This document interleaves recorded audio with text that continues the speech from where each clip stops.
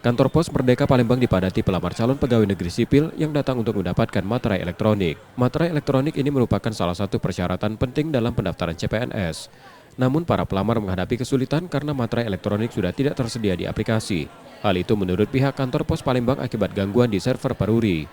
Untuk menjaga ketertiban, pihak Kantor Pos menyediakan nomor antrian dan formulir agar semua pelamar dapat terlayani dengan baik. Untuk menanggulangi itu, untuk menjaga ketertiban, yang pertama kita sudah memberikan nomor antrian untuk pembelian. Yang kedua kita juga memberikan formulir untuk ditulis nama dan email dan keterangannya, sehingga ketika nanti servernya dari Peruri sudah bisa kami akses, maka antrian itu akan dimulai dalam hal pembelian layanan e-materai untuk pendaftaran CPNS.